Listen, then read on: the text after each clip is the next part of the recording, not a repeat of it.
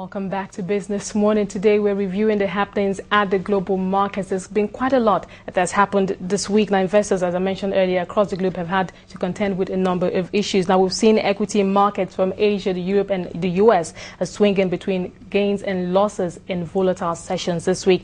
Now, of course, fears over the Eurozone debt crisis also heightened this week as policymakers scramble to calm the markets. There have been rumors that Greece may be kicked out of the Eurozone to prevent a contagion to other European nations. Now, of course, China was also in the spotlight this week. Europe is seeking assistance from the Asian nation. We had reports that Italy may approach China to help buy some of its bonds to help support its economy. Now, at the currencies front also, we saw the euro shedding gains on debt concerns in the Eurozone and the dollar holding steady against some of its rivals. And at the commodities front, crude oil recorded marginal gains this week, and we saw gold edging higher or lower rather on some profit taken by investors.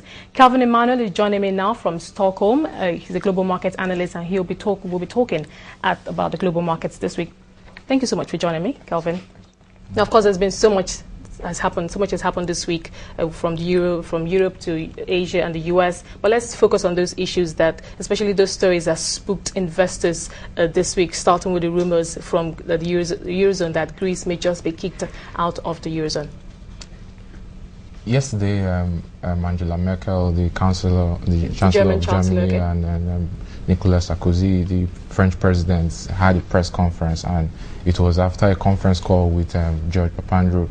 If you remember, a few days ago, the Prime Minister said that he's freezing the salary of top government officials, and is also instituting a property withholding tax 2 years as a means to raise revenue to meet up with debt obligations on 5-year treasuries for Greece, to meet up with about $65 billion they have for this year and about 47 billion euros for next year.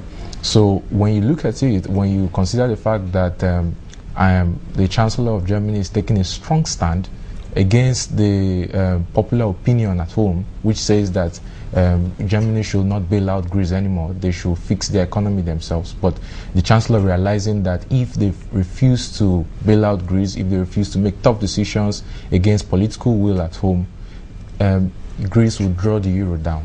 Now, there have been several reactions from analysts, and there seems to be a general consensus that the EU nations, especially the ones in the forefront, Germany, France, are not being honest with themselves. They're in denial, if I can use that word. Now, the analysts are saying that the EU leaders or the EU as a whole needs to admit to itself, either implicitly or explicitly, that the EU model has failed and that it should kick out the peripheral nations or elements such as Greece and Portugal that are dragging the core of Europe down, and focus on the stronger countries such as Italy and Spain, who are also in trouble, to help strengthen the zone as a whole. Do you agree with that? I don't quite agree with it, because I believe that the situation in Italy is as worse, if not more worse than the situation in Greece. Yeah, but the argument is that even while Italy is also in trouble, I mean, a debt to GDP ratio of 119%, that's like totally out of this world. But they're saying that Italy has better chances of surviving. Italy and Spain, the third and fourth largest economies in the Eurozone, they have a better chance of survival compared to Italy. Esther, compared to Greece, rather. Esther, you agree with me that in Italy and Spain, unemployment is above 20%, right?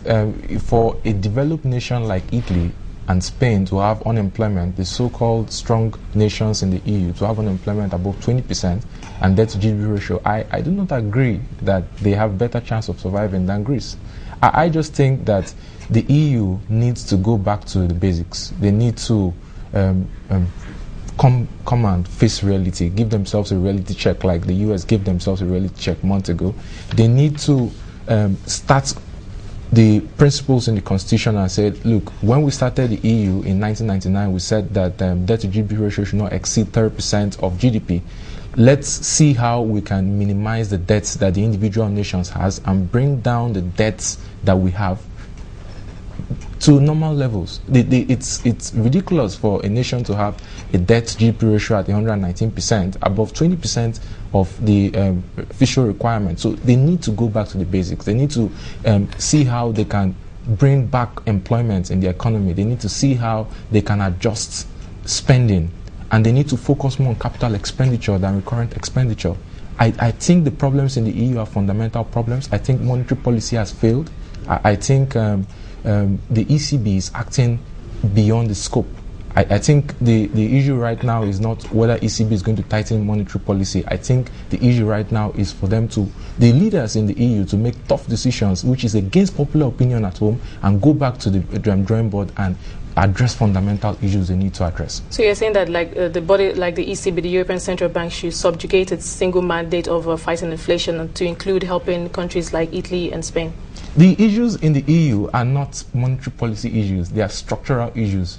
So there is structural. Sorry, let me come in here. Structural. While you say structural issues, there's also general consensus that what we're seeing is also a psychological warfare of confidence, loss of confidence, more than a capital issue. If they kick out the peripheral elements that are causing this the debt crisis, investors would have more confidence in policymakers.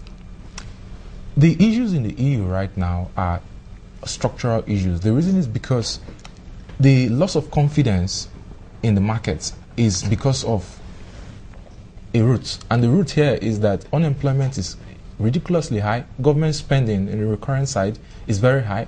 The gearing ratio is in the negative. These are the structural issues that needs to be dealt with. And this is the roots of the problem we have of loss of investor confidence.